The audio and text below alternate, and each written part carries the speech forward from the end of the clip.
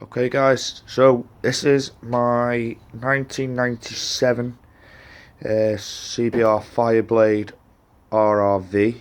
As you can see, I've had an accident. It's actually been written off as a Cat B because of the front end, but the engine is still mint. There's a little bit of a crack in a case there, but it doesn't actually get into the clutch. The clutch itself, it's just a clutch cover. So this is a video just to show that the engine is actually still sweet and running. Let me switch it on for you. Get it fired up.